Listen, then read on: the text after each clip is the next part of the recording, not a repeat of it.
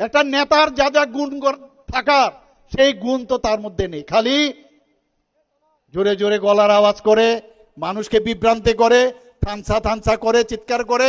আর আমরা বলছি মাননীয় প্রধানমন্ত্রীজি যেটা বলছেন যে সবকা সাথ সবকা বিকাশ, বিশ্বাস আর তার প্রয়াস, সেই কথা দিয়ে এর মধ্যেই থানসা লুক্কায়িত হয়েছে। আমরা কি বলছি? আমরা বলছি জাতি জনজাতি, আমাদের মাইনরিটি, আমাদের মণিপুরি, সবাইকে নিয়ে আমরা এক ত্রিপুরা, নতুন ত্রিপুরা আমরা গড়ব, তার নাম হচ্ছে থানসা। আমরা সেইভাবে আমরা করব। অশান্তির মাধ্যমে আমরা কোনো অবস্থায় কারোর উপর আমরা প্রেসার দেব না। মানুষ শান্তি চায়, মানুষ অশান্তি চায় না। আপনারা কিছুদিন আগে দেখেছেন, আবার বলছেন যে কি রাজতন্ত্র। আমি যেহেতু বলেছি রাজতন্ত্র আর নেই, এখন গণতন্ত্রের যুগ, কিন্তু বারবার বলছেন রাজতন্ত্র নেই। উনি বলেছেন, আরে এটা তো মানতে হবে আপনার, রাজতন্ত্রের দিন নেই, এটা গণতন্ত্র। মানুষ যদি আপনাকে অ্যাকসেপ্ট করে তাহলে আপনি থাকবেন, আর যদি অ্যাকসেপ্ট না করে তাহলে বাড়িতে বসে থাকবেন। আপনি কোথায় ছিলেন যখন রাজবাড়ির ভিতরে বসেছিলেন? এর আগেও তো আপনাদের এখান থেকে অনেকে মন্ত্রী হয়েছিলেন, এমপি হয়েছিলেন। আজকে যে যে বিষয়গুলো আপনারা কথা বলছেন, তখন তো রা শব্দ ছিল না, এখনো রা শব্দ নেই।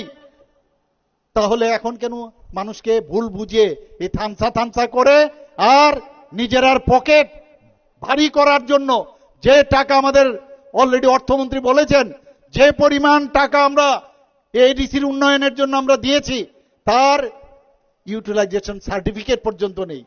এইরকম একটা অবস্থার মধ্যে লুট, চারিদিকে খালি লুট লুট লুট, এই চলছে। আর কি বলছেন?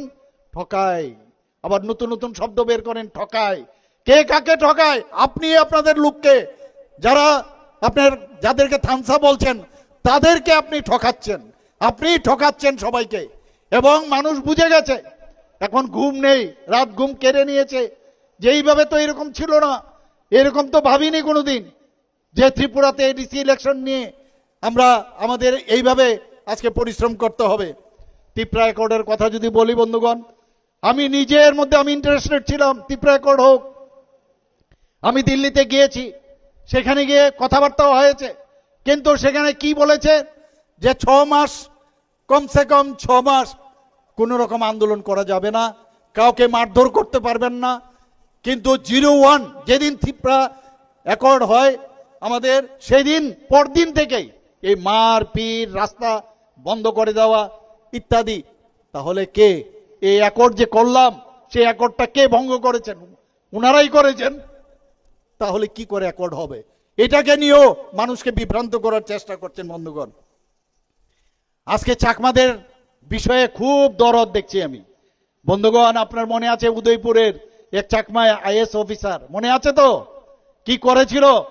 রাত্রে 10টার সময় ওনার যে বাংলো, সেই কোয়ার্টারে পৌঁছে গেছেন। আমি যাব, যখন খুশি বেরিয়ে আসবে। আমি নিজে অফিসারের বাড়িতে আমি কি করে যাব? এবং সেদিন ছিল রোববার, এবং এই চাকমাকে যে অফিসার ছিলেন তাকে এখান থেকে যাতে ট্রান্সফার করা যায়, তার জন্য কি নাটকই না করলেন আপনারা সবাই জানেন।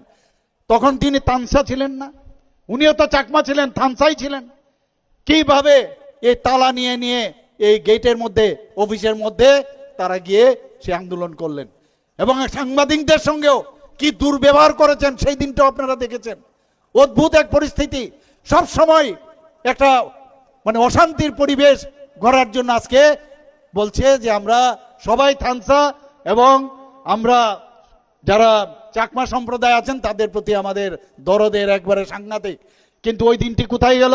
আমি বাধ্য হয়ে সেদিনের যে এসপি মহোদয়, তাকে আমি ওখান থেকে ট্রান্সফার করে আমি নিয়ে চলে এলাম ট্রান্সফার অফিসারকে। কেন আপনি ওনাদেরকে এলাও করলেন অফিসের ভিতরে ঢুকতে? আপনারা সবাই জানেন এই বিষয়ে। বন্ধুগণ, এই অরণ্য রোদন আমরা বহু দেখেছি, ক্রোকোডাইল টিয়ার্স আমরা বহু দেখেছি।